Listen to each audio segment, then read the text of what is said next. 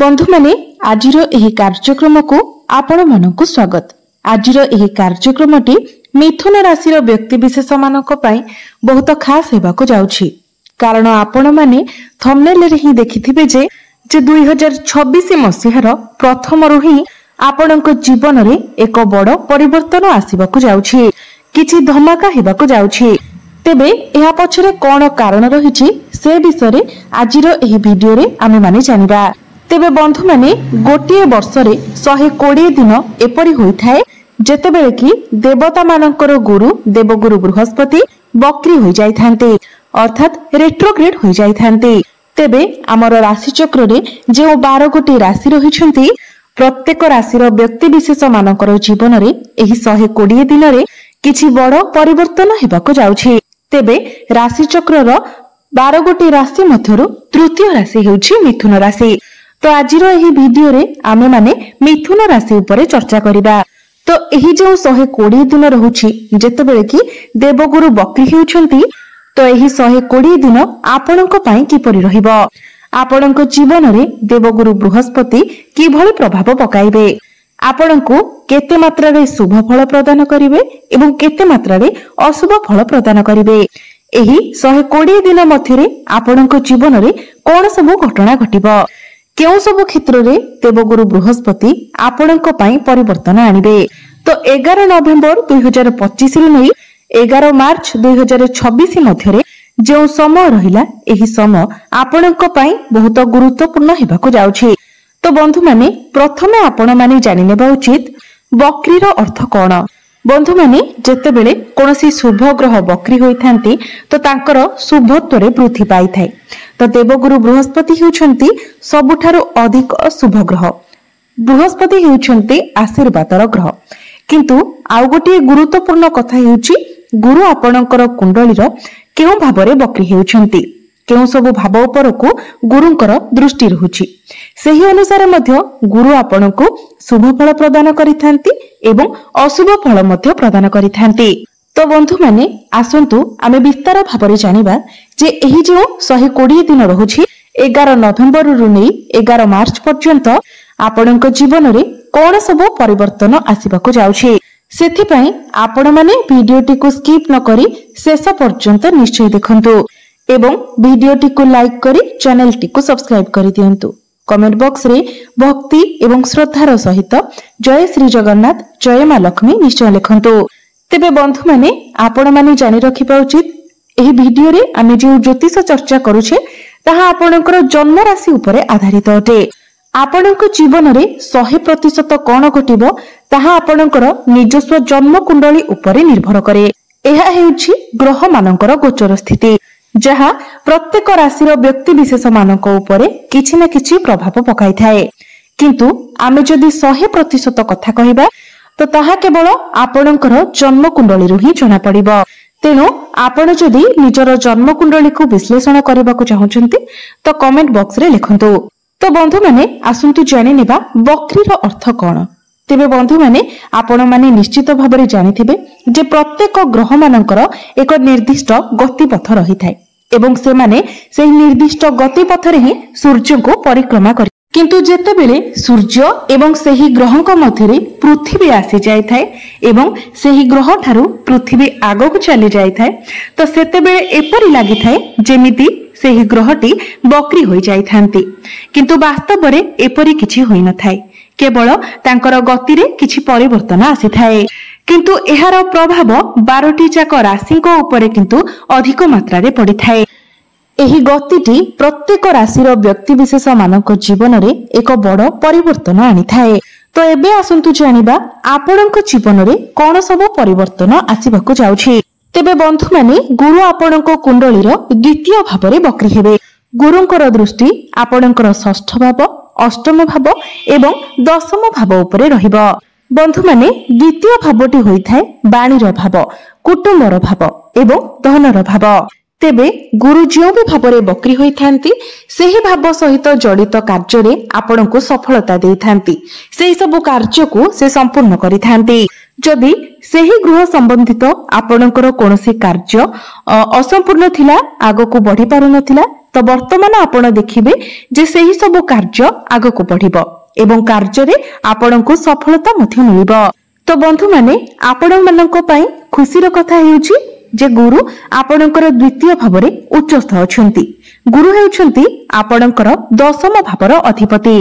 दशम भावर अधिपति होई गुरु दशम भाव को ही देखिबे।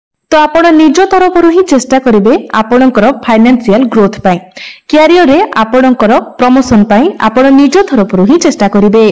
एही 120 दिन रे आपण निजे ही निजर कैरियर को बहुत मात्रा रे चेंज करिवे। आपणकर फाइनेंशियल ग्रोथ हेबो, आपणकर बैंक बैलेंस मध्य बढ़िबो। आपण जेउ भी फील्ड रे काम करूछंती, जेउ ठारे भी कार्य करूछंती, प्रत्येक क्षेत्र रे आपनको सफलता मिलिबो। एहा व्यतीत जेहेतु द्वितीय भावटी कुटुंब एवं परिवार भाव, तो आपण निजर फैमिली को लेकिन किछि प्लानिंग करिवे। केवाडे बुली जिबा पई हेउ किबा आपणकर घर को कोनोसी जिनिस आनिबा पई आपण किछि प्लानिंग करि पारंती। आपणकर परिवार तरफरु आपणको कोनोसी खुशी खबर मिलि पारे। बड़ भाई भौणीकर सपोर्ट मध्य आपणको मिलिबो। एही समय आपणकर प्रेजेंटेशन बहुत भलो रहिबो। आपणकर कम्युनिकेशन स्किल, मैनेजमेंट स्किल बहुत भलो रहिबो। आपण निजर बाणी द्वारा अनेक क्षेत्र रे सफलता पाई परिबे। जदि कम्युनिकेशन रिलेटेड आपण किछि काम करूछंती तो सेतिरे आपणको बहुत अधिक सफलता मिलिबो। जदि पूर्वरो आपणक मध्यरे आलस्य थिला, आपण निजर काम को एडाउथिले, तो वर्तमान आपण बहुत एनर्जेटिक रहिबे। आपणक मध्यरे स्टामिना बहुत भलो रहिबो, तो आपण निजर काम को मध्य बहुत सीरियसली करिवे।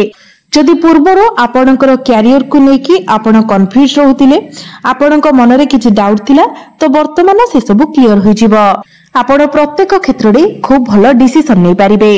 किंतु बंधु माने आउ किछि जिनिस आपणक पई नेगेटिव मध्य रहुछि, तो सेथि प्रति आपणको सतर्क रहिबाको पड़िबो। तो बक्री गुरुंकर दृष्टि आपणकर षष्ठ भाव एवं अष्टम भाव उपरे रहुछि। षष्ठ भावटी होइथाय रोग, ऋण एवं शत्रुर भाव। अष्टम भावटी को मध्य रोगर भाव माना जायथाय। तो गुरु हेउछंती हमर चर्बीर कारक ग्रह। तेणु आपण जेते पारिबे निजर खाद्य प्रति सतर्क रुहंतु। जेते पारिबे बाहरर खाद्य को अवॉइड करंतु। Oily food, junk food, fast food ए सब ठारो दूरे रुहंतु।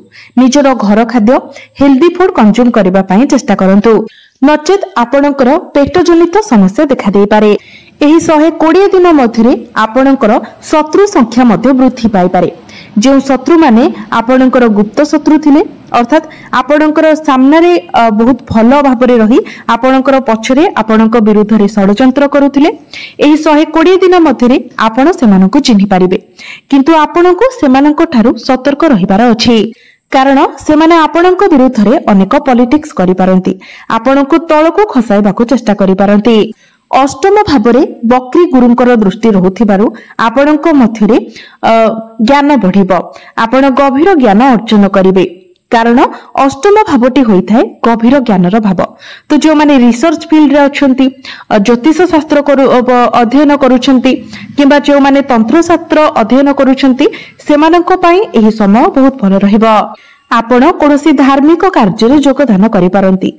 आपणक मध्यरे स्पिरिचुअलिटी बढ़िबो। गुरु बक्री होई आपणकर दशम भाव को अर्थात तांकर निजर स्वगृह को देखुछंती।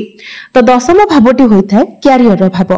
तेनु आपण निज तरफरु ही निजर कैरियर रे डेभलप पई सब प्रकारर चेष्टा करिवे। कार्य क्षेत्र रे आपणको मान सम्मान प्राप्ति हेबो। आपणको प्रमोशन मिलिबार मध्ये संभावना रहुछि। जो मानक निकट रे चाकरी नाही, सेमानकु चाकरी मिलिबार मध्ये बहुत अधिक संभावना रहुछि। तेणु आपण निज तरफरु चेष्टा जारी रखंतु। तेबे 3 डिसेंबर को गुरु बक्री होई आपणकर प्रथम भाव को चलन करिवे एवं 11 मार्च 2026 पर्यंत आपणकर प्रथम भाव रे ही रहिबे।